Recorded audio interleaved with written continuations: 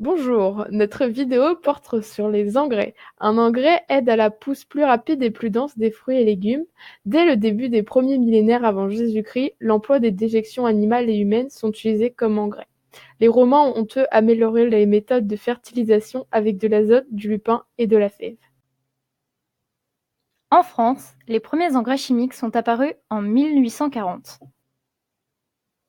Comme vous pouvez le voir sur ce graphique, en France en 1962, nous avons utilisé 130 millions de kilogrammes d'engrais par hectare de production, alors qu'en 2007, nous avons utilisé 200 millions de kilogrammes d'engrais par hectare de nutriments.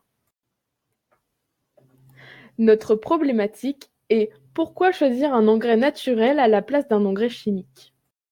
Dans un premier temps, nous allons voir les engrais chimiques, leurs composants actifs, ainsi que leurs conséquences environnementales. Puis dans un second temps, nous verrons les engrais naturels, leurs composants actifs, ainsi que leurs points positifs. Les engrais chimiques se nomment les engrais NPK, azote, phosphore et potassium. Les trois composants sont la base des engrais chimiques sous forme soluble, permettant d'obtenir de forts rendements. Les engrais chimiques sont utilisés pour de l'agriculture intensive. Elle est faite pour augmenter la croissance et le rendement des cultures. Il existe trois grandes familles d'engrais. D'abord, il y a les engrais azotés. L'azote sert à la croissance des végétaux et est présente dans l'atmosphère. Dans l'engrais chimique, l'azote est amené en plus grande quantité. Les engrais azotés simples sont fabriqués à partir de l'ammoniac obtenu par la combinaison de l'azote, de l'air et de l'hydrogène provenant du gaz naturel. En second temps, les engrais potassiques. La potasse est composée de minerais et sert à améliorer le rendement des sols, le développement des fruits et le développement des racines, et elle permet la floraison. La coloration des fleurs et des fruits est améliorée, ainsi que la résistance aux maladies.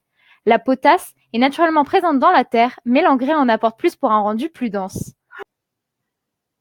En dernier, les engrais phosphatés. Le phosphore favorise la production florale des végétaux. Il joue sur la formation des graines et il favorise le développement des racines. Ils sont composés d'aluminium, d'azote et de calcium. Les engrais phosphatés favorisent la production de fruits. Les engrais chimiques qui ne contiennent que des NPK sont incomplets. Il manque des macroéléments, magnésium, soufre et calcium, et des oligoéléments qui correspondent aux sels minéraux, le zinc, le fer et le fluor. Mais il y a aussi des conséquences car les engrais sont aussi responsables de la pollution. Quand les composés azotés se mélangent à de l'air déjà pollué par l'industrie, ils se combinent pour former des particules solides qui peuvent se coller au tissu pulmonaire des enfants comme des adultes. Cela provoque des difficultés respiratoires et cardiaques ou une mort prématurée.